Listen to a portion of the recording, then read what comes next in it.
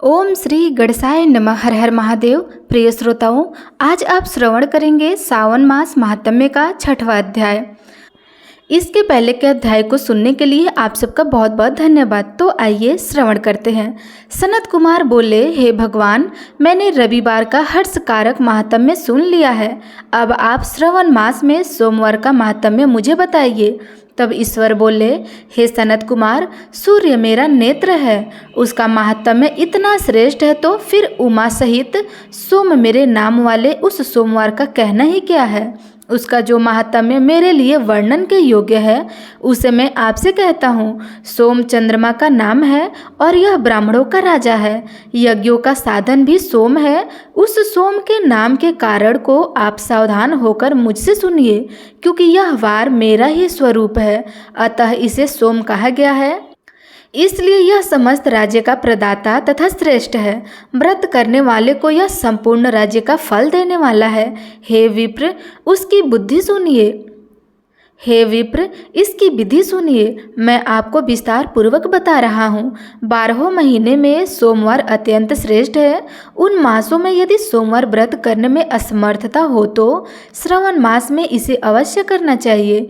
इस मास में इस व्रत को करके मनुष्य वर्ष भर के लिए व्रत का फल प्राप्त करता है। और श्रवण मास में शुक्ल पक्ष के प्रथम सोमवार को यह संकल्प करे कि मैं विधिवत इस व्रत को करूँगा या करूँगी।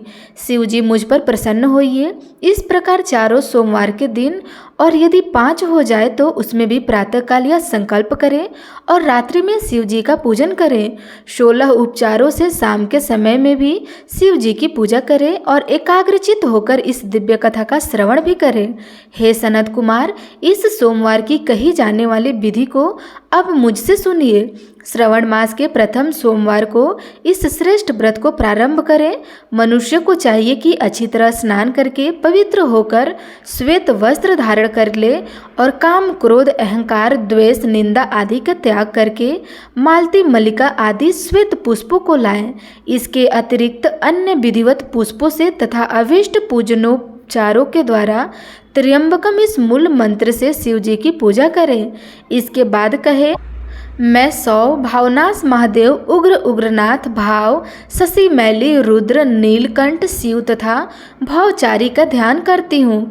इस प्रकार अपने विभाव के अनुसार मनोहर उपचारों से देवेश शिव का विधिवत पूजन करे। जो इस व्रत को करता है उसके पुण्य फल को सुनिए।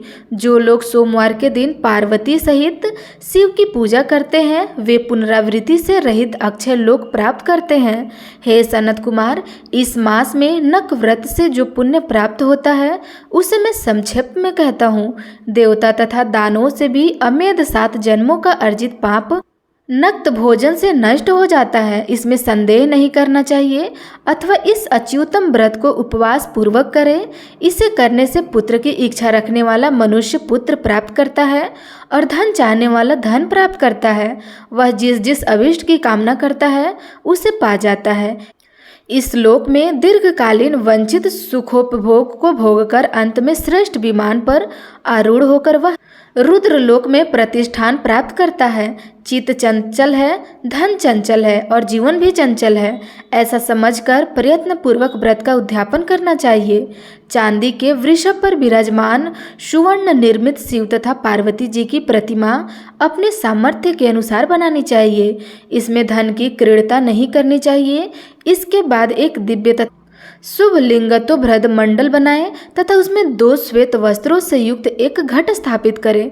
घट के ऊपर तांबे अथवा बांस का बना हुआ पात्र रखें और उसके ऊपर उमा सहित शिव को स्थापित करें। उसके बाद श्रुति, स्मृति तथा पुराणों में कहे गए मंत्रों से शिव की पूजा करें।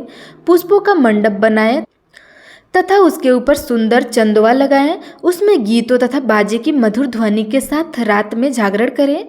उसके बाद बुद्धिमान मनुष्य अपने ग्रह सूत्र में निर्दिष्ट विधान के अनुसार अग्नि स्थापना करे और फिर 111 श्रेष्ठ नामों से पलाश की समाधियों से 8 आहुति प्रदान करे और बेलपत्रों की भी आहुति दे। उसके बाद स्वीटकृत होम करके पूर्ण आहुति देकर आचार्य का पूजन करें और बाद में उन्हें गौदान प्रदान करें। उसके बाद 11 ज्येष्ठ ब्राह्मणों को भोजन कराएं तथा उन्हें वंश पात्र सहित 11 घाट प्रदान करें। इसके बाद पूजित देवता को तथा देवता को अर्पित सभी सामग्री आचार्यों को दें। इसके बाद से न प्रार्थना करें कि मेरा व्रत परिपूर्ण हो और शिव जी मुझ पे प्रसन्न हो। इसके बाद बंधुओं के साथ हर्षपूर्वक भोजन करें।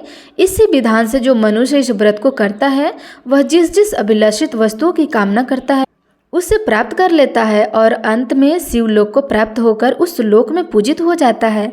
हे सनत कुमार, सर्वप्रथम श्री कृष्ण ने इस मंगलकारी सोमवार व्रत को किया था। श्रेष्ठ आसक्ति तथा धर्मपरायण राजाओं ने भी इस व्रत को किया था। जो इस व्रत का नित्य श्रवण करता है वह भी उस व्रत को करने का फल प्राप्त करता है। तो प्रिय श्रोताओं, आज का अध्याय यहीं समाप्त हुआ। आगे का महात्म्य सुनने के लिए आप अगले अध्याय का इंतजार अवश्य करिएगा।